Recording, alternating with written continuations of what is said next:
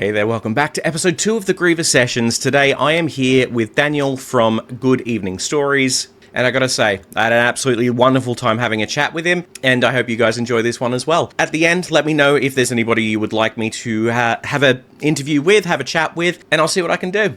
Alright, see you on the other side. So, if you want to just introduce yourself and let people know who you are and whatnot. Yeah, absolutely. My name is Daniel. I'm the host of the channel Good Evening Stories. It started off as a storytelling channel, but I quickly just went into music reactions because I'm a professional musician. I've studied music in school. I competed nationally in the USA, and I have performed internationally, and I really loved performing internationally and want to do that again. But yeah, I just really enjoy storytelling in general in any medium that is. It doesn't have to be opera, even though I really do enjoy the storytelling in that. So when an artist is able to really just put themselves into music, I really dig that. Yeah, I can kind of relate in that regard, because especially when it comes to people like Eric, like I just finished filming a video of him doing Dreamer, the Aussie tribute that he did. I just did that one too. Oh, really? Yeah, Brilliant. It's on Patreon right now, but it'll be on YouTube soon. Yeah, actually, same. My Patreon went up last night. That's really funny. But the thing that I mentioned very heavily in that is that he's just like that family member that kind of grabs you by the hands, like, okay, we're gonna feel things now. Let's go.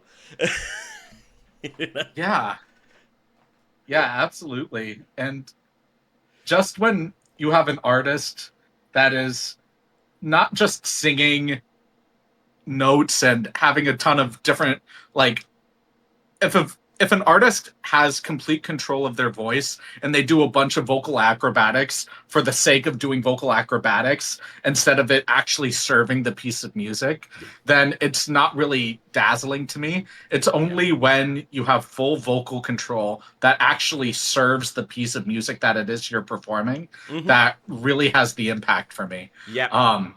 And that seems to be a very contentious opinion Yeah. that I've noticed. But yeah, no, I get that. I get that as well, where people are just like, "What do you mean? What do you mean you don't like this?" It's like, because it's not. It's not serving a purpose. It's just there. You know, like I find, yeah, I find that there's so much beauty in the ability, in restraint, just as much as there is, you know, being able to do that sort of stuff. So I don't know. Maybe it's the classical absolutely. roots we have. Who knows? Yeah, I mean, that could absolutely be it. Even though I feel like it's antithetical to that, because when you think about classical music, you think about all of like the quick, intricate, rapid details that go into it. But it's the work of remarkable musicians that know how to utilize silence or know how to utilize minimalism in such a way that is so masterful and tasteful, Yeah. while also incorporating well executed technical stuff as well. So Yeah. It's all in how you deliver it and what it is that you wish to deliver with your music. Yeah. So Yeah. No, I'm in complete agreement with that. Like, absolutely. But yeah, so let us know a little bit. Like, how long have you been kind of doing your channel stuff, and what was it that kind of got you into it? Like, what was the first thing that made you go, yeah, I think I could probably, you know, share some opinions on this? So I started the channel, I want to say about a year and a few months ago. Yep. So I'm still a relatively newish channel.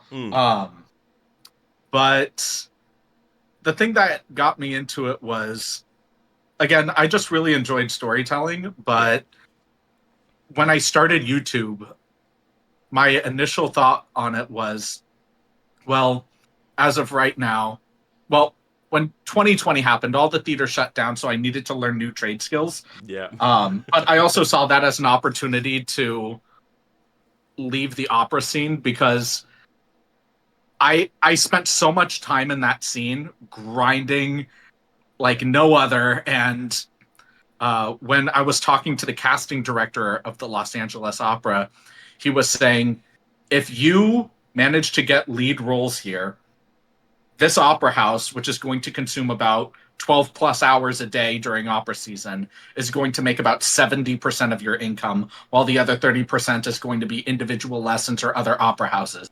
Yeah. And on top of that, the opera scene itself is just so cutthroat, and it just Yeah. putting that much stress on making music, which is something I love to do, it made me develop a resentment towards it. Yeah. So I, in order to save the love that I have for music and opera in general, um, opera slash music in general, Yeah. is to step away from that, develop other trade skills, other things that I might be interested in. I really got into making specialty coffee and enjoying that process. So I got a job in coffee, Hmm. and uh, data analysis, coffee house management, things like that. And at the end of the day, what I've come to is I would love the opportunity to step back into the music scene, but not on any big stage or anything, but just to travel internationally, do recitals. Because I knew how good I was, and I knew that if I kept grinding, I could get to Yeah. that top level. It's just to save the passion for the art and to save the passion for music. I just couldn't put it under that kind of duress. Yeah. Yeah. So Understandable. yeah. So I started YouTube just as like a side hustle of, instead of putting so much pressure on it to be my main source of income, it's like, this will be something nice that I can do on the side. And I Yeah. quickly realized that people don't care about storytelling because I was just reading children's books. So Yeah. I'm like, okay. So I used my musical knowledge in a couple of beatboxing videos, Yeah. and that was really successful. So I just continued with that, and here we are. Yeah, no, that's fair enough. That's cool, man. That's very cool. Because, yeah, like, uh, opera was a very different kind of kettle of fish for me. Because I got into it mostly to focus on, like, the breathing aspects and that sort of thing. But it Mhm. was only supposed to be, like, a couple of year venture, and it took much longer. It just, Yeah, it hooked yeah. me in there, man. Like, there was so A, much a to lot of learn. people, a lot of people don't think opera is like that interesting. They have a Mm, very specific stereotype view of it, yeah. but there's so much charisma and draw to it if you approach it with an open mind and an Yeah. open heart. It really is a very compelling art, Yeah. honestly. Oh, Yeah. for sure. And you're so right about like the storytelling aspect. That I've still yet to find anything that tells a story the same way, or at least like half as epic as opera does. Like you have rock Yeah. operas, don't get me wrong, but again, they're operas. Like Yeah. their fundamental is Absolutely. that they're an opera, so it's like, well, you know, same same. Yeah, absolutely. And it, it's it's just really underappreciated and not given the opportunity to really showcase what it can do. Mm. And I feel like a lot of music and media is consumed without visual aspects. We listen to podcasts, we listen to music, and I think the best way to listen to any music is live. Yes. Um, so when you just listen to opera without actually seeing what's happening, I can understand the, oh, there's not enough intrigue in here for me to stay engaged. But Yeah. when you actually look at the sets and what the people are doing and how they're expressing the music, it's just so different. Yeah. It's such a different experience, Yeah. and it's so compelling. So Mm-hmm. you know, Oh, for sure, for sure, and yeah, it's great. Like the thing is, I like the there's a lot of music these days that I kind of look at and I kind of go, I wonder if it's going to get a resurgence. And like opera and jazz are very much in that boat for me because it's like you've got so many developments that happen with things like country music over the years where country was very different to what it is now. Um, yeah, and like even the developments of rock music, how that has evolved and become something completely different to its roots. Like I'm wondering what somebody's going to do in that space if they do anything at all with either jazz or opera to kind of bring that more into the mainstream. But who knows? But I suppose like, have you seen the movie K-pop Demon Hunters at all? Uh, I hear a lot of things about it, Yeah, but I haven't seen it yet. yeah. How is So it? like, like I did a reaction to one of the songs on it, and I haven't watched the whole movie yet. It's just been that thing. But it's like I wonder if this is kind of where it needs to go in this sort of medium to kind of get out there a bit more. But I don't know. I don't know. I'm not a producer, so like Have you seen the movie Whiplash? no, I haven't. That that is a movie that is it completely revolves around the jazz sphere, Okay. told through the lens of a student who wishes to become one of the greats and a Okay. teacher who will push students hard enough to achieve the level of greatness. And it's a very terrifying relationship that they have, and the music and the the abuse that's given throughout the movie is very direct, and Hmm. the way it's shot makes you feel as though you're feeling that same level of stress as the main protagonist is. And it's a Right. very intense movie, but it's all in pursuit of greatness, whether or not any one individual can justify that. Right. But it comes to the point of, is getting through all of this stress and all of this grinding worth the end result of true musical greatness, even if the audience you're performing for can't appreciate the greatness that you've given them. Yeah. um, you you know, and other musicians at your level know Hmm. what level of greatness you're at. Yeah. And it's a really profound movie, but I relate to it because even though I haven't reached that level of Yeah. abuse in the movie, because it's a little exaggerated, I would say, Of for the course. real Yeah. world. But there are there are many elements of teachers that I've had in the past that do deliver ton of uh, a ton of mental stress and Yeah. a certain level of emotional abuse in order to push you Yeah. into what it means to be exceptionally great Mm. in the field and what it means to actually succeed. And Yeah. for me personally, as someone that really did want to strive for greatness, looking back on it, I really appreciate the pushes that they gave me. Mm. But a lot of my colleagues hated those people with a Yeah. passion. They're like, I just like music. I don't want to Yeah. achieve these levels. But if you're really passionate about it and want to express something at its highest level that you personally are capable of, then of course you're going to seek out resources that are going to stretch you beyond what you think you're capable of.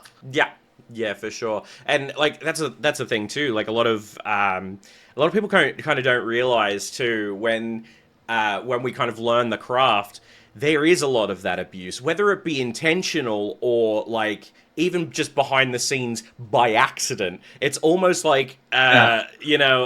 it's kind of like, oh, you see this person up on stage, you want to be like them, so you kind of push yourself to get into a certain thing. Other people are trying to guide you in one way. You're trying to do this thing, and then there's nothing ever meets. Like the probably the most prevalent experience I have with this kind of like teacher abuse is there was a pro. I won't name the program, but I'll talk about it. It was this program that when we were in school, we went to two times. It was like a school program, so it's school aged kids, and we every month we would go 2 days and we would spend time in the Sydney Entertainment Centre, which no longer exists, unfortunately.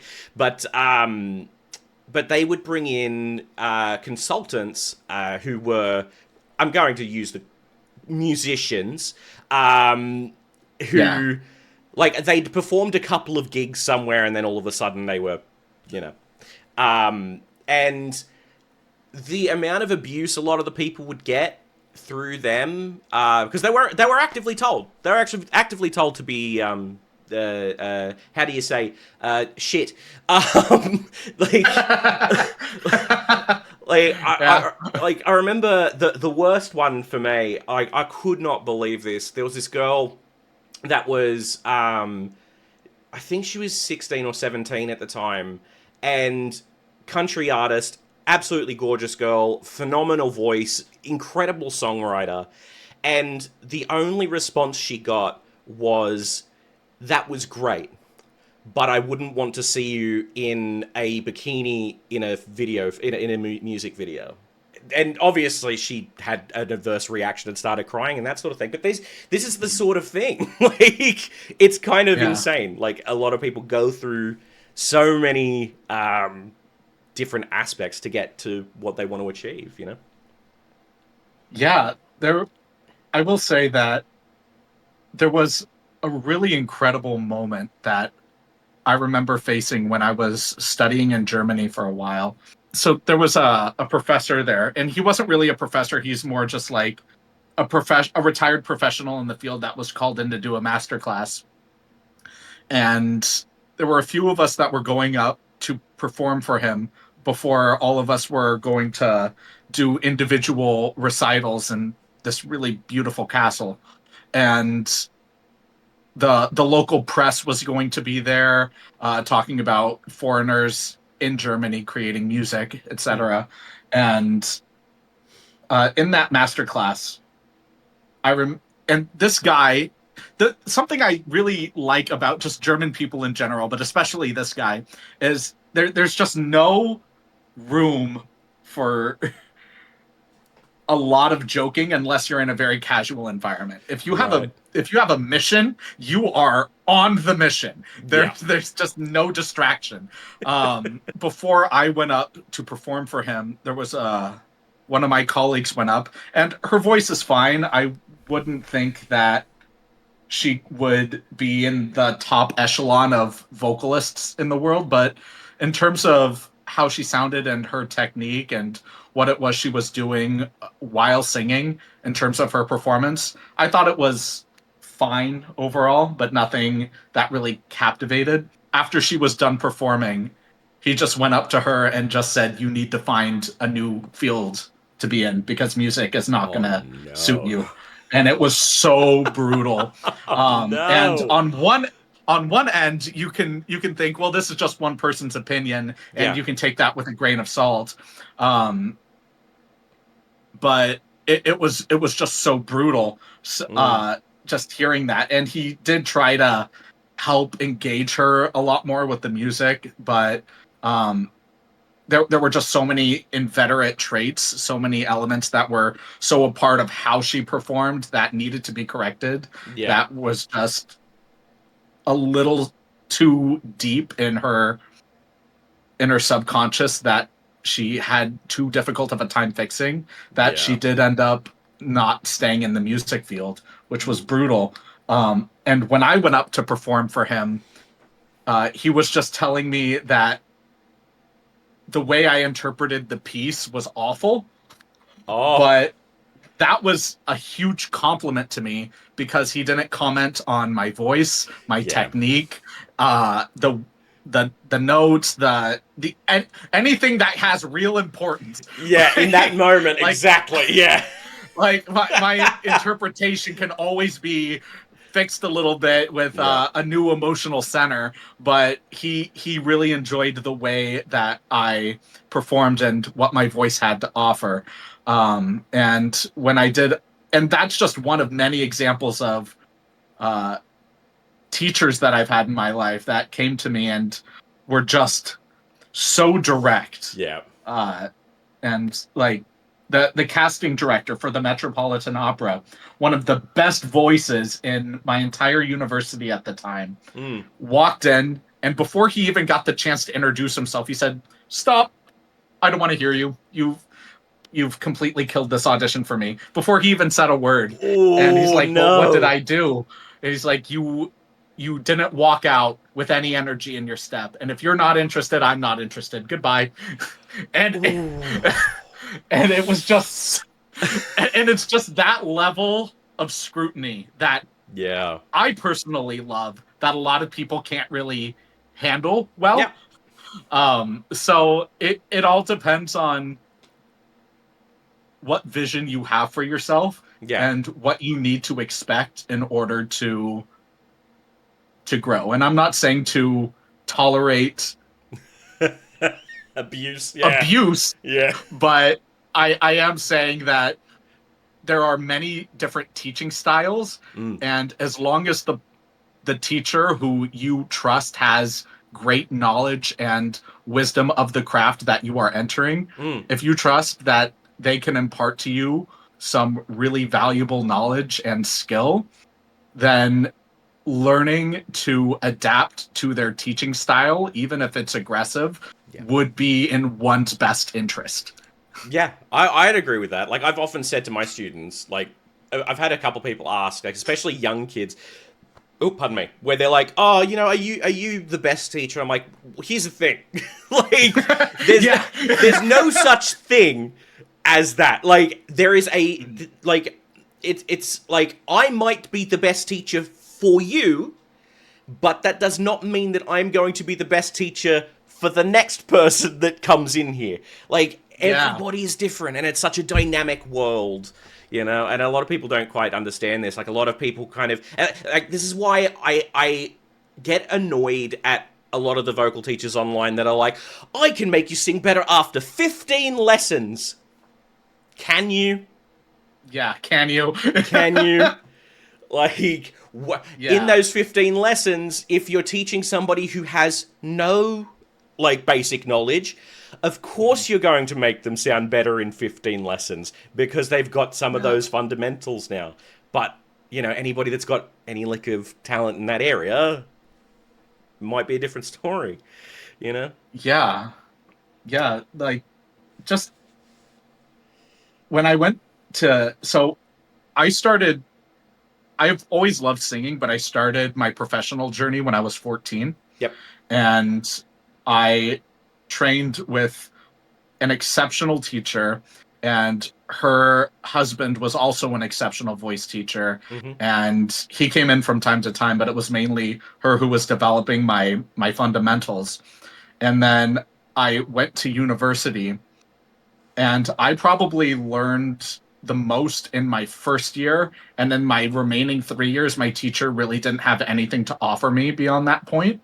Sure. And that was just excruciating, those 3 years, because I I felt stagnant in that time. Yeah. So when I finally was able to travel to Germany and get other insight, and when I was able to find a new teacher after university for a while and really get into the details of my own voice, especially for the first time having a male voice teacher Yeah. who understood a lot more of my voice, instead of, or someone who can rather empathize with what it means to Sure. have a male voice and connect with that instead of just learning it academically, Yes. um, and be able to phrase ideas differently.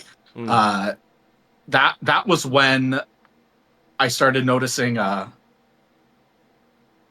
much more broad and relaxed sound that I was finally able to express, because for the longest time my voice always felt very heavy, very weighted. I Yep. couldn't do things like handle or very just quicker, more rapid pieces. Yep. I really enjoyed doing uh German lead a lot, just a lot of slower, more melancholic flow, like legato kind of pieces, and it just made me really comfortable. Yep. But the moment that I was able to relax a little bit, I realized that I was able to do a little bit more of that quick stuff, even though Yep. I still prefer doing slower music. But Yeah. that's just because that's the aesthetic I like.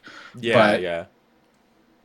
just being able to have a teacher that can teach you well, teach you specifically. Yeah. Not to say that my other teachers were bad by any means. They made exceptional musicians, Yeah. but it not everybody is a great teacher for everyone else. It all depends on the person. Absolutely. Yes, absolutely right. And yes, because I always say to students, shop around.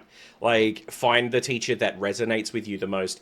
And like, and it may not necessarily be, oh, I'm a male vocalist, I'll go to a male teacher. There are some women that I've seen that are phenomenal with male vocals. Absolutely. It's definitely not a restricted thing by any stretch. It's very much who resonates with you. Does what this person teach resonate with you more than this person? Because there's so many different ways to approach vocal. It doesn't matter where you kind of are, like what genre you're doing or anything like that. It's just, where do you sit? Like, Absolutely. yeah, Like my sister is also my sister was the one who got me inspired to get into opera. I didn't right, even know that that was a field of music you can get into until she went to college, and I'm like, oh my gosh, I'm going to do that. So I did it, yeah, and now she diverged from opera into acting, mm-hmm, but she still does a lot of voice lessons. She knows so much more about her voice now than she ever did studying the voice, yeah, uh, because she really loves the voice, and she's a wonderful music teacher, and she has a lot of male students as well, and the male students have found a lot more knowledge in their own voices through her than they yeah, had with other male vocalists. mm, So it doesn't mean to say that it's going to be a one-to-one. It's just yeah. it's so personal between a teacher and their students, Oh and yeah, how you can possibly not just create a rapport with that person and understand what it is they actually need, not just their desires of where do you want to be with this particular sound, but let me get to know you and how you learn so that we can better create yeah. uh, an actual strategy to achieving this level of greatness that you want to achieve. Yeah, yeah, no, I completely agree. And you actually bring up a good point too, because like I find that that's very much the difference between learning vocal and learning voice. Like, you've got the Yeah, vocal teachers that will teach you how to sing and how to use it, but the voice teachers are like, here's the fundament, here's the physiology, here's where this goes, here's what happens here, and it's like, oh, everything clicks so much better into place now. my last voice teacher had this like 800 to 900 page anatomy book Oh, just on the voice, yeah, and and like I've and I'm sure you have to as well, but doing vocal pedagogy and just understanding okay, here's like a base understanding of the anatomy of the voice, yeah, but when I started doing lessons with him, it nothing was metaphorical. yeah, Nothing was an allegory. Everything was turned to a page in the book. yeah, This is what's happening when you're doing it right now. yeah, This is what should be happening when you do this. yeah, And just seeing the actual thing in front of me yeah. saying, this is what's happening. It's And this is totally what you need to different, be right? doing. It's just such a visual shock. Yeah, And it was so it just was night and day incredible, and I loved that.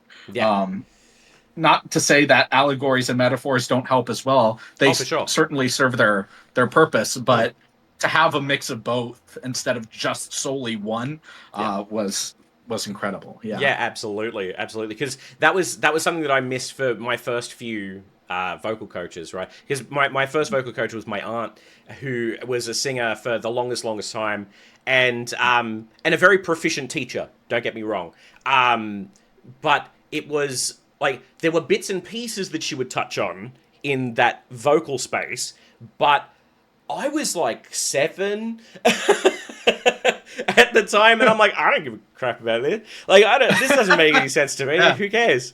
And then as I moved further in, I then started getting the classical training, and the classical teacher I had, phenomenal, phenomenal at what she does, and did at the time as well. And actually, I should contact her. I miss her. She actually played my mother in several different musicals that we were in, as well, Well, which was really funny. That's how we met. And then I was like, "Wait, you teach classical? Teach me. Let's go." And then but she was more that, here's how this works, metaphorical, anecdotal, very much a case of it's 95% physical, 5% imagination, or was it 10% imagination? Might be 10%. I can't even remember now. It's been that long. But the teacher I had after that was very methodical. The way that he went over everything, the man was an encyclopedia of just insanity. Like, it was a case of, oh, you're doing this, look, let's try it this way. And it was like, he wouldn't show you the exact thing that was going on, but he would coax you into it. And it was like, I don't understand what's just happened here. Like, just leaves you just completely gobsmacked, where it was like, all right. Like he could do it vocally. interesting. Like he could physically, like, by not show you, I mean, like, didn't like grab a book and be like, this is the thing. Like, he would physically be able to do it, and he would replicate your mistakes as well. And I'm like, this is what do you, what, how? Like, so yeah, insane sort of thing there. But it very much is that difference between, doing vocal as a hobby and doing it as a career as well, where it's like, okay, there's a point you've got to step that up and go, all right, I need to really go head first into learning as much as I can. Oh yeah, like I and I actually think that that's a really underutilized tool in teaching, and not a lot of teachers can do it. Yeah. But being able to replicate the students' mistakes back at them exactly the way they did it Yeah. is such a powerful tool. Oh yeah. And I only had one teacher that was ever able to do that. And when I was able to actually hear what it was they're doing, because when I first started singing, I've always had a deeper voice than most Yep. people my age. But when I started singing classically, I was just imitating tenors. Yeah. I So did the same. something, I did the same. yeah. It's um, just bad. It was but a bad habit. I, yeah, exactly. Because you can never be someone else. You always have Yeah. to be your own musician.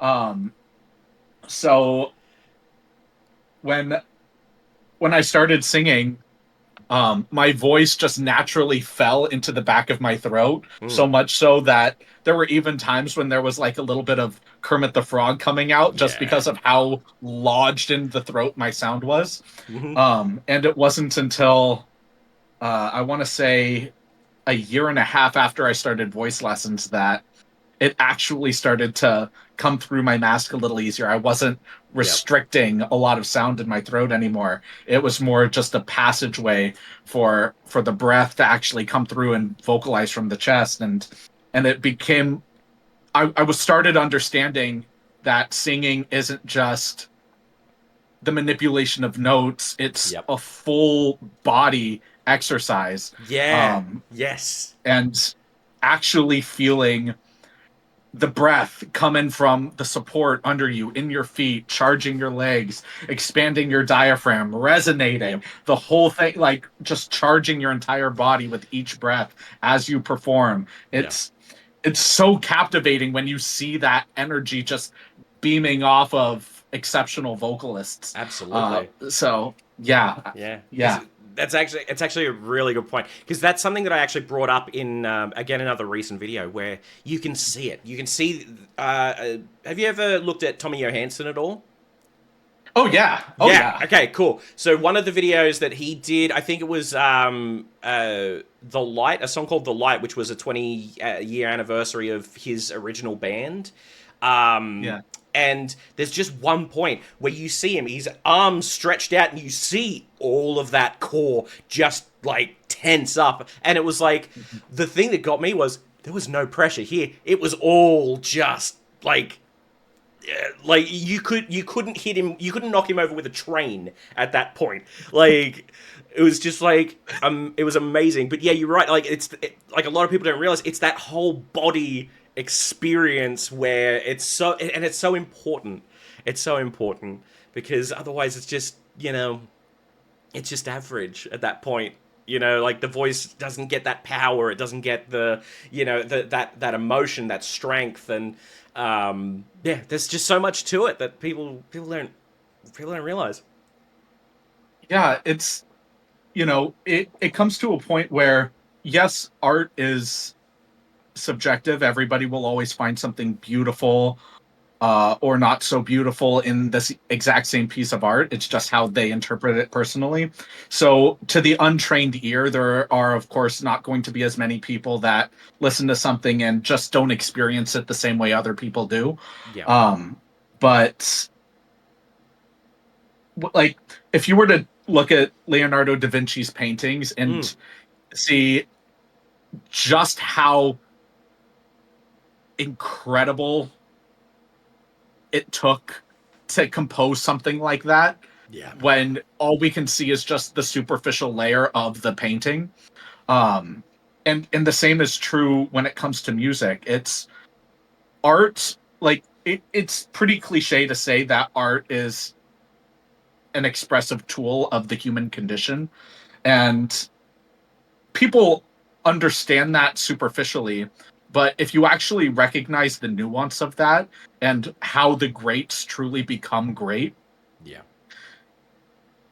when you look at a percussionist like Buddy Rich and you just see their entire soul in the instrument, and or when we're performing on stage, you're taking out your heart Yeah. that cultivated all of this stress, all of this training, all of this grinding, all of your years of devoted dedication to being a like one of the biggest comments that I negative comments that I get on my channel Mm. is when I comment on foreign singers' diction of other languages, Right. because Yeah. I say there's no big, and this could just be from a classical perspective, but if I can hear a stronger accent pour through in music for another language, people will give me the excuse of this isn't their first language. I'm like, Yeah. I understand that,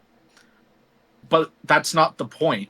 When Yeah. Because even though I speak English, singing in English is a completely different language. Yes. And it because there's so much vowel modification you have to make for the integrity of the music and how the music is written, that there are sometimes you're not even going to be able to understand the words themselves unless you structure the word in a really weird way in order to make the music work. Yeah. And uh and the same is true if you're speaking Italian to someone versus singing Italian.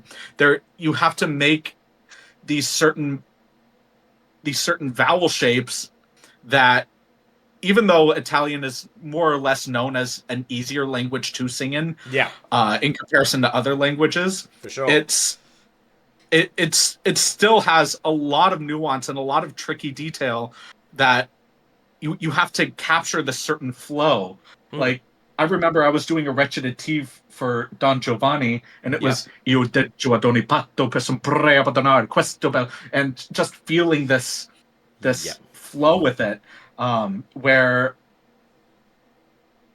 an a native Italian came up to me and really appreciated me for the diction that I had for Yes. it, and having that as a compliment beats everything else. So when a Yes. person just kind of falls into their own native language and just says words in Hmm. the other language, that's where I feel there's a disconnect a little with some people of my audience, where Hmm. it's, oh well, it's a second language. I'm like, of course, Yeah. I don't speak Italian, I don't speak German or Russian or French, Yeah. but it's taking the time to sit down with a vocal coach and doing your own research, going through every single line with a dictionary and just understanding the IPA for it, Yeah. understanding how that IPA works with the music itself. And it takes a long time, not just vocal practice, but doing your actual homework with Mm-hmm. the piece of music you're performing.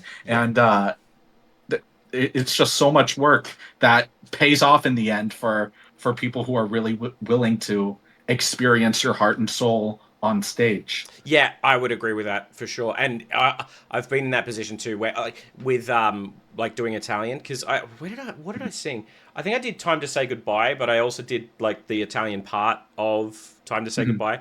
And somebody came up to me and started speaking to me in Italian, and I'm like, I'm really sorry. like, What a I compliment. yeah, I know. And he was like, wait, really? I'm like, yeah. I don't speak. He's like, that was insanely like perfect diction. I'm like, oh, thank you. Like that expressed to him that that's absolutely the best compliment you can get in that moment, because like Absolutely. to fool the native speaker when you know none of it, it's like, okay, very good. Yeah. Yeah. But yeah, I do see what you're saying. I do see what you're saying, because I do express a lot too, where when we sing, we fall into Latin vowel sounds like a, e, o, and u, rather than a, e, I, o, and u. Just for my Yeah. Australian to come out there. But yeah, it is very much when you do start singing, it does become a universal language sort of thing. So it does get to a point sometimes where it's like, okay, I understand that these people are not first language English, for instance, but there is so much you can get away with on that. Like there is Yeah. so much. There's so much where you can kind of go, fair enough, and then the rest of it, it's like, you could have worked on that a little bit. Yeah, but Yeah. yeah, I'm with you. I'm with you on that. Yeah. And it's not like I don't give any credit where it's not like I don't give credit where credit is due, because Yeah. of course I do. Where if English especially is not their first language Mm, and they still perform it very well, of yeah. course I'm going to comment saying I love the fact that I can understand every word they're saying and Yes. that the diction is still very crisp. Yep. Even if some of the vowel sounds are a little bizarre, Mm, ultimately there's still an incredible amount of work that went into producing this kind of piece or whatever it is that they're performing, and I yeah. very much deeply appreciate that. Yeah. um it's it's especially true when I'm reacting to artists that have been put on such major pedestals by their fan base, Yes. where it becomes impossible to critique. And Yes. Yeah. most Yeah. people think, I'm sorry, what were you going to say? Oh, I wasn't. I wasn't. I'm agreeing with you. I would completely agree with you, Oh, because sometimes it's like, shit. Do I say this, or am I going to get lynched? Like, yeah. I mean, there's there's one artist that I reacted to in the past, and I've done a lot of videos for that artist, but I just have no interest in resuming because their fan base has just made it so clear that they are just that at least the majority, not to say all of them because that erases any nuance, of but course. the majority is just they not only love this artist so much and put him on such a high pedestal, uh but now it becomes almost a part of their identity, where Yes. it's I love this artist because this artist is the best in the world, period. Yeah. And I can now say that I love the best type of music, Yeah. which is mind numbing to me Yes. because there's so much incredible beauty in so many genres of music and so Yeah. many styles of music. And with that one artist, I think that that one artist is a great vocalist, has Mm, incredible vocal agility, yeah. and performs music in a way that's just so unique to him and his sound and what he wants to do. Yeah. I think he is a great artist. Yeah. But that isn't enough. Yeah. um, and uh, and I'd also say that the the purpose of, especially for my content, if I can find things to critique, I absolutely will, because the point of music Mm. isn't just to compliment the musician. It's Yes. to be able to say, in order for you to become better from another professional musician's point of view, Yeah. this is what I would have liked to have seen. Yes. Yeah. And that doesn't mean to say that I don't think the performance wasn't amazing, or Yes. that there were so many incredible moments that just transfixed me and was stunning.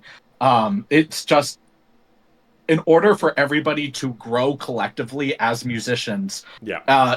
even just as human beings outside of the field of music, to be open to levels of criticism, to say, this was good, this is what wasn't good, Yeah. or this is what I think could absolutely be improved, or what you did here in making these two sounds work in this combination was really interesting. Try doing this set of combination to Yes. create this different result. Yep.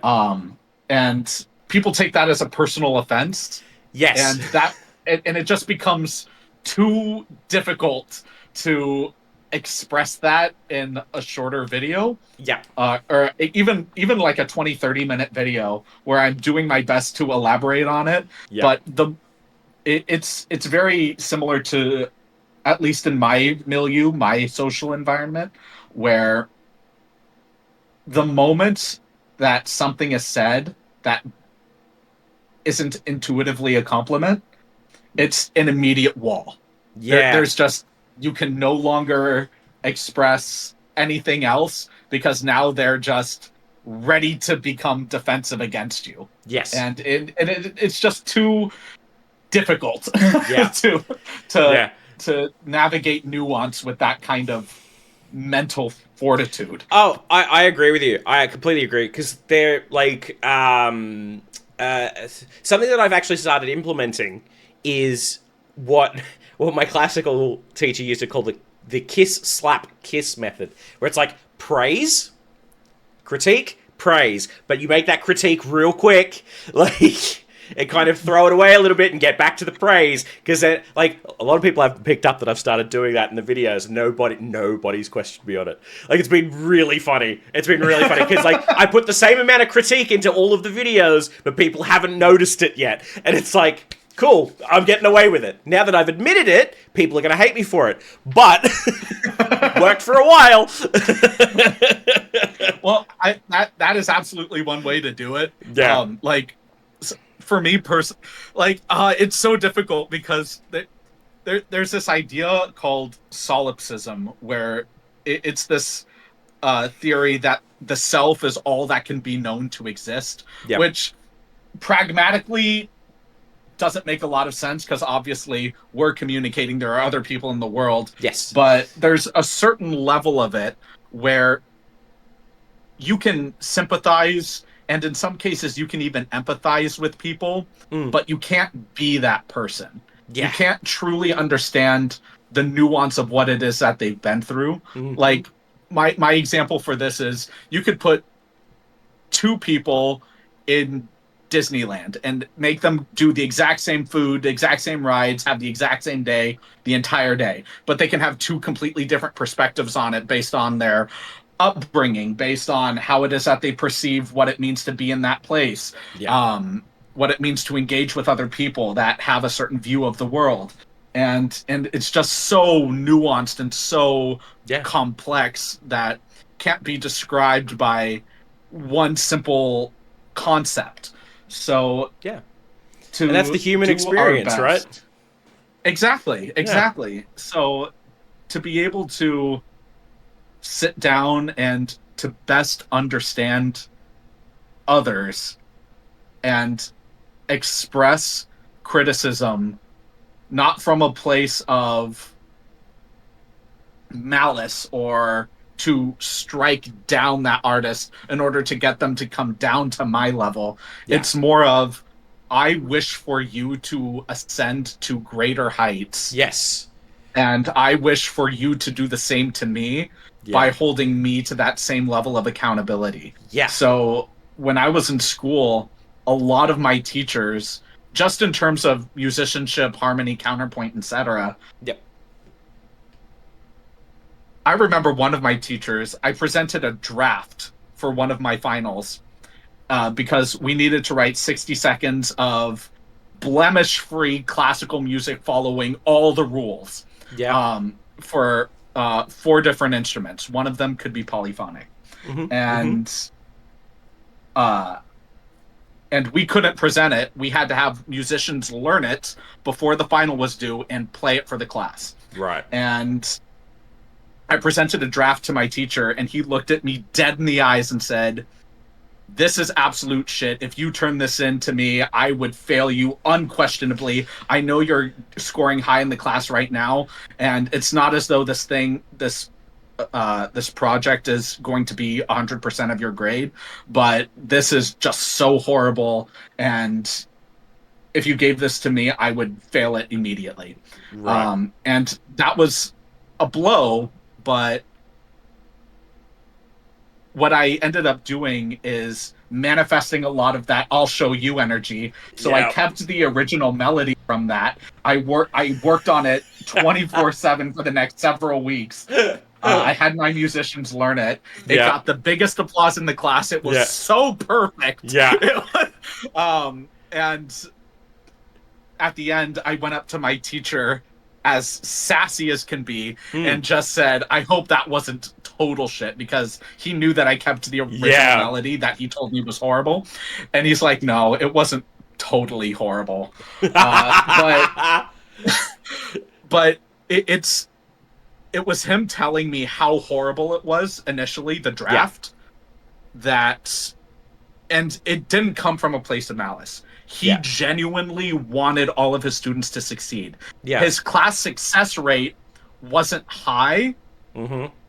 Like, not a lot of people passed his class. Even the musical prodigies were having a hard time in his class. Right. Like, there was a final we had that for another class he taught where nobody, not even the prodigies, could finish the final. We had an hour and a half, and we couldn't even finish it because it was so nuanced and detailed, looking for every little mistake, or not mistake, but Bach was notorious for knowing how to break the rules. Yeah. And we had to observe where he did. Yeah. And it was just, even though it was extremely stressful and a lot of people ended up just dropping the class, or flunking out, the people who really persevered took the incompletes on some assignments and just kept grinding in the class. Yeah. Those are the students he was most proud of, and you could be most proud of yourself for really just driving through it. And I love that style of teaching, although that style of teaching obviously isn't for everyone. So no, of course, it's just so nuanced. Yeah. Yeah, so true. So true. Yeah, because, you're right. Like, that sort of teaching method, you're definitely right. It's not for everyone. Like, I remember back at university, I was doing a university course for music at one point, and I dropped it. And it was a very similar thing as to you in classical, where it was like, you needed to maintain the passion for the music, and you were kind of losing that. Because one of the, and I hated this. I hated this assignment so much. We had to play our instruments in a weird way. That was the assignment. Go in and play your instrument in a weird way. So you had people going in with a piano and they were like hitting the strings with shoes, or like, what did I do? I think I tried like doing some singing with some like warheads in my mouth, which was awful. It was a terrible decision. It was just. It sounds like it. It was stupid. I had like 8 of them in my mouth, and I'm not that great with sour food. Spicy, I'm fine. Sour, no. I'm right there with you. Yeah, throw 8 in my mouth, and then I'm like, oh, this was a mistake. Like, I didn't practice it beforehand. I just went, oh, crap. But there was one person that got full marks. And what they did was they sat their guitar down and they read it, The Time Machine, the book, The Time Machine. They read that book to it, and they got full marks. And we were like, hang on, the assignment was to play the instrument in a weird way. He read a book to it. He was actively trying to take the piss. He was actively like, this is stupid, I'm going to do something stupid. And then when we were comparing like grades and stuff, he walks in, puts his grade on the table, and he's like, I don't know what I can do at this point. It's like, huh. Well, that was it for me. That was the thing that made me kind of go, this is ridiculous. I'm not doing this. Yeah. Like, I mean, what's the point? What was the point of that exercise? I've got no idea. To this day, we asked for so long. We asked for weeks and weeks and weeks leading up to it. Why? And they could never give us an answer. Never give us an answer. Awful. Like, when it comes to singing, especially for singers, there's going to be a lot of weird-looking things you're going to do in order to achieve great results. Yeah. But there's always a purpose to it. Exactly. Exactly right. Like, oh, I couldn't... Yeah, didn't get that. Did not get that at all. But like there were people that like had brought in like old drum cymbals and had like started like smashing them on the ground, and like they would shatter everywhere, and they would get like decent marks and stuff. And it's like, yeah, this whole course is taking what we love and wiping their ass with it. Like,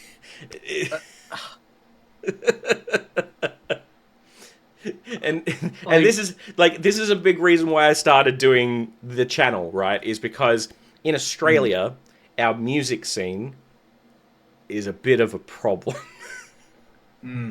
Genuinely. Yeah.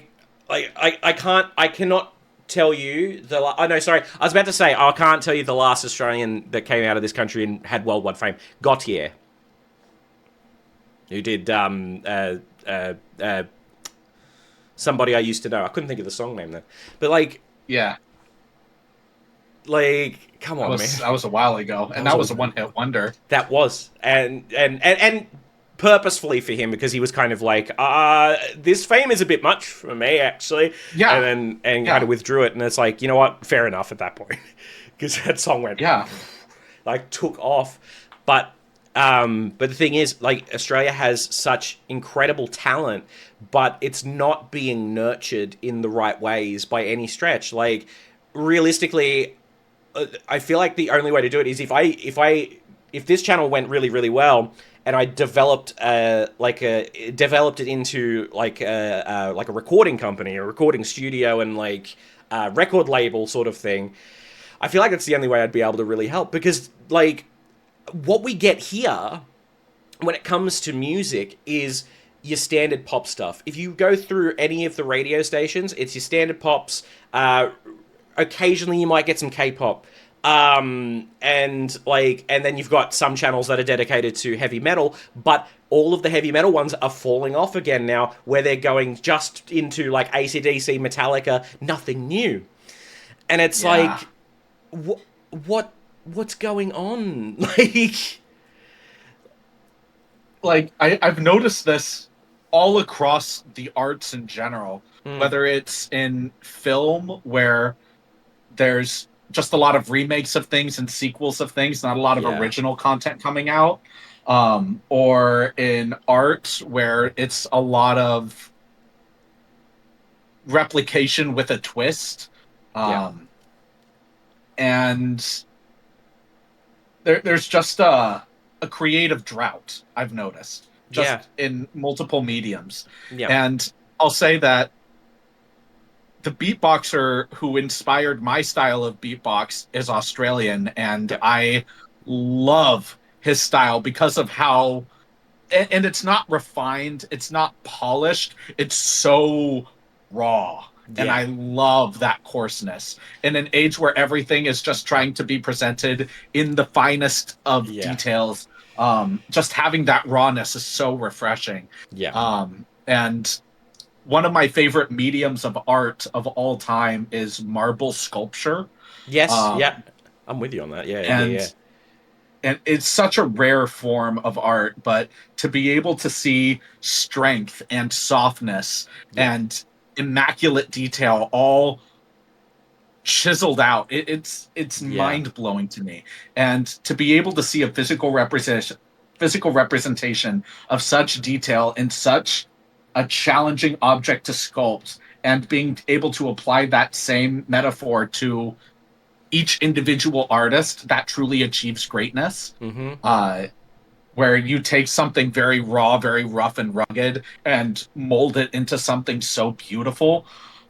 It's just it drives me nuts when I see just another one. Yeah. Another one of the same. Yeah, Like, and yeah. I'm with you. I'm with you. like Because, like, it's just so realistically, hard. I'm trying to think, right? Like, okay, so we've got, like, obviously K-pop Demon Hunters that came out, but they are all pre-existing musicians that Mm. had already made names for themselves. What realistically, who realistically is the most recent musician to, like, worldwide, to go into anything? Because I, like, genuinely, I don't expect an answer. I don't expect an answer because, like, I genuinely cannot think of who would be the most recent one that hasn't been doing it for years. uh my audience would hate me if I didn't say Dimash is the person who's doing that. um Mine too, actually. Now that I think about uh it. but talking about an artist put on a pedestal. Yeah, Uh, for sure. Look, um, I understand it for but sure. Don't get me wrong. yeah, yeah, But yeah, there was one video that I did, and they were like, "How can you not say that he's the best vocalist in the world?" And I'm like, "Well, because it's subjective. Like, it's not, it's not a fact. Like, yeah, people believe that, and absolutely, like, people are more than welcome to believe that, and I can understand why people think that. But it again, it's subjective. yeah. And when I mention that, every comment that I get on it is, "But everything he's doing is objective," and I'm like, What he does is objective, but even so, there are, like, my response to that is, even Dimash has haters. You, like, they don't like him. Like, they yeah, are adverse to him. You can't have it. Like, you can't have everybody in on that. Like, yeah, again, it is, yeah, it is subjective. But I get it. I get it. yeah. Like, I don't mean any offense to any Dimash fans out there. Just to clarify. yeah, exactly. Like, again, like Dimash is another. There's great technique. Oh well, Uh, yeah. the way he performs is captivating. He takes up the whole stage when he performs. He's not just Yep. standing there. And he is a good. He is a really good performer and Yes. musician. And I don't have any of his songs on my playlist because I his style of singing isn't the style that I like to relax to. Isn't the style Yes. that I like to live my life by. Mm-hmm. Um, as a matter of fact, as someone who has studied some of the most complex music in the world, the music I like listening to more than any other genre is lo-fi music. I love the Same. simplicity of Yes. just something so simple and melodic with a simple beat. It's Yep. so incredible to me. Yep. Um, Yep. In fact, but Komarebi yeah. Sounds, who was the first episode of this kind of interview show that I'm doing here, Uh-huh. the way that I found him was through lo-fi music, because, Yeah, like, exactly. 100%. Exactly. Because I have, like, anxieties and that sort of thing, and it was all part of ADHD that went unmedicated and undiagnosed for years and years and years, and lo-fi music would kind of break me out of that anxious slump. And I also like video game music, and he combines the Same. two. Yes, fantastic. What games are you into? Are we going to game together? Oh. Is this a thing we're going to have to do? Well, I oh man, I don't game as much as I used to. Yeah. And when I do game, it's not like on servers or anything. Yeah, yeah, yeah. I really enjoy Kingdom Hearts and the Yes. soundtracks that go with that. Yes. I enjoy a lot of classic '90s games Yep. music, like the original Super Mario 64, Yes. or Yeah. or or, uh, or just I'm a very low tech kind of Yep. guy, so a lot of games, especially recent games, I'm just overwhelmed by. Yep. When people ask me, "Oh, have you played like Red Dead Redemption? You would love it Yeah. because you love that Wild West aesthetic," and I'm like, I do like that aesthetic, but though I have tried playing that game before, and it's Yeah. just so overwhelming for me. Fair enough. I like Kingdom Hearts because there's nuance in how you can fight. It doesn't have Yes. to just be button mashing, but Hmm. it's not overwhelming. Yes, I'm with you. And the I like music that is too. beautiful, and the Hmm. story is fun. It's good storytelling, which is why I love it. Yep. Um, And it's funny you and mentioned a Square yeah, Enix game because Final Fantasy is it for me. Like Final Fantasy, Final yeah, Fantasy VIII. absolutely. Final Fantasy VIII is where I got my name from, actually. Like, Oh, right so, on. yeah, yeah, yeah. So, yeah, because that game got me into music as well. Like when I was really young, because I was like, there was no voice acting or anything in Final Fantasy VIII, and I was like, why am I feeling the emotion as a 7 year old? And I'm like, huh, it must be the music, and then just kind of snowballed. Like, but Yeah, yeah, I mean, the it's great that you mentioned that because ga- gaming serves so much more of a purpose than the game itself. There yes, was an interview that I had with another YouTuber who's not a musician by any means. His parents are musicians, but he's just a guy who just loves human psychology, yep, and just and all he does is he has his own YouTube reaction channel for anime. sure, okay, But he just travels around the world on his own, just kind of following the beat of his own drum. yeah, He takes up the occasional job when he can, but uh, he just lives his life almost like a nomad, yeah. I but like that. I dig not that. Yeah, quite, not quite, because he does settle down in places for long periods of time, and yeah, like has an apartment. It's not like living by couch surfing or anything. He yeah, does create routes, but he doesn't stay in one place for such a long period of time where it's like, okay, things are going really well here. It's time to move yeah, and yeah. experience more of the world. And I love that philosophy. And Same I asked actually. him where Yeah, he got that from, and he said, "Yeah, I was playing the Legend of Zelda games, and I just loved the fact that you're just traveling vast distances to new places and exploring so much more of the world in comparison to being on that home island." And yeah, that's how I felt playing Kingdom Hearts.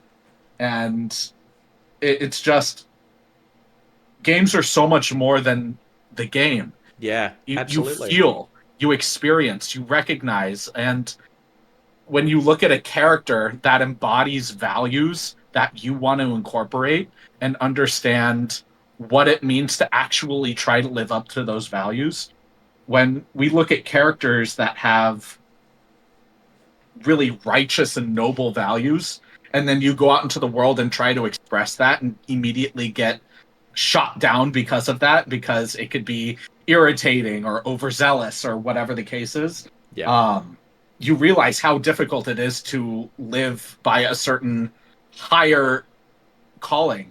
yeah, So to actually have the perseverance of some of these characters and engage with those characters in a way that's meaningful, not just imitate them, but take their philosophy and incorporate it in a way that's authentic for you and yeah, how you wish to express yourself and your art. yeah, that that I think is the part of the peak. yeah, yeah. I'm with you. Completely with you. All right. Well, anyway, we've got probably like well over an hour's worth of material here, so that's awesome. But I just wanted to wrap this one up. But Yeah, look, thank you, dude, so much for coming in and doing this with me. Yeah, yeah, this was it's fun. been awesome. Yeah. Yeah, I really appreciate this, and thank you for reaching out. I Oh, didn't know what anytime. to expect when doing this, so Yeah. this was great. This was Yeah. great.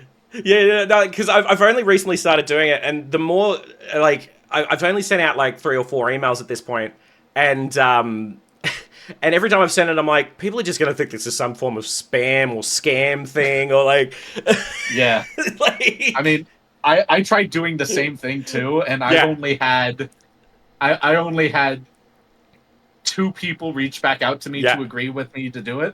yeah, And so the fact that someone actually reached out to me, yeah. oh my gosh, that was great. Yeah, so it's actually interesting that I think we have a mutual follower actually, because they are the Yeah. one that that told me about you. Give me a second, actually. Yes, I'll please. find their exact name. I think it's Christy. I can't remember her last name. Oh, Christy. That may be it. I think that's it. Yeah, Yep, that's the one. yeah, Yep. Christy. yeah. Yeah, she was like, you should check out this guy's channel. I think you guys would get like along really well. And I'm like, okay, yeah, no worries. So I looked up your channel and then had your email there, luckily. And I was like, oh, I'll just send off an email. And then she's like, "Oh, you should interview him." And I just gotten your response. I had just gotten your response, and I said, "Yeah, I think I might try that." With a wink face. I don't think she cottoned on. She'll know soon. She will. Yeah, yeah. She's so vocal She is. on my Yeah. channel. Yeah. So this will be great. This Yeah. will. Yeah. Yeah. See, I do listen to you. I also listen. Yeah. All of your recommendations, I put them in my list of things. Yeah. So, Oh, my list is absurd at the moment. God. oh, same. I don't have an editor. I'm a Yeah, one same. man show, and on top of all of the other things that I have to do, like I had to push this back because work extended me. Yeah. Uh, so whenever I get the opportunity to film, and then the long edits, and Yeah. I try to get content out fast, but with the amount of recommendations and new It's music so and hard. oh Like my gosh. I've gotta find a way that like whenever somebody puts in a recommendation, it goes into like a wheel. So that I can just click it and go, because it gets Yeah. really hard. It gets really hard, especially like at the moment, because some of the groups that I'm looking at the moment are so vocal. Like their fans are so vocal of, oh, you got to look at this next, got to look at this next, got to look at this next, and it's like I wish I had the time to do exactly as you're asking. Exactly. I so relate to this. Yeah.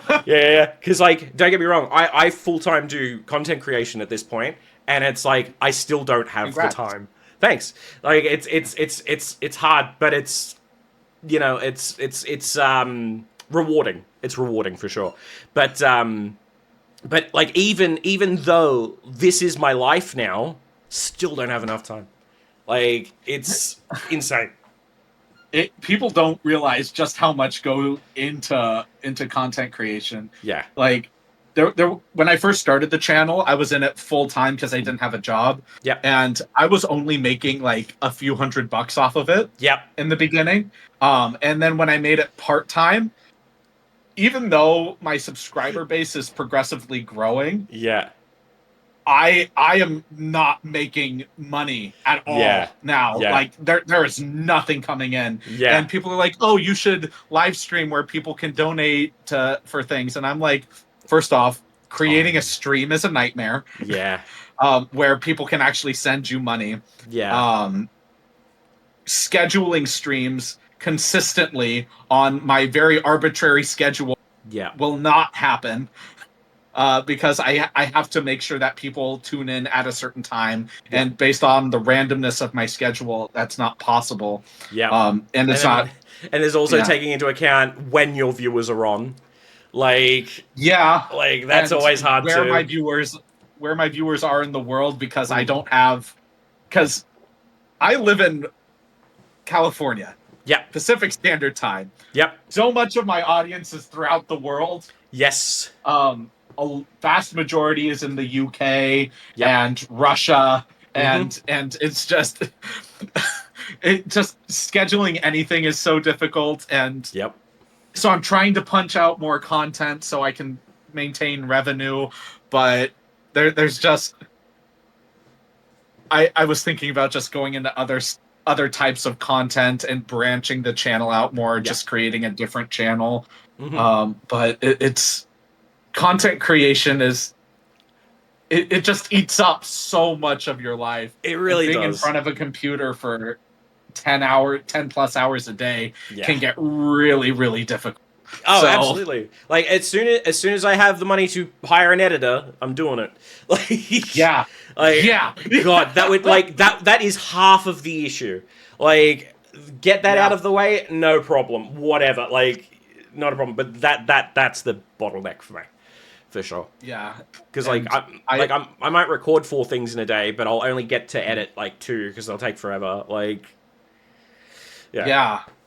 Yeah. And just like I've tried to make my editing a little bit more sophisticated recently, even though yeah, it takes up like an extra few hours of time. yeah, Um like and it's like really minor stuff, but it's to make it look better a little yeah. bit.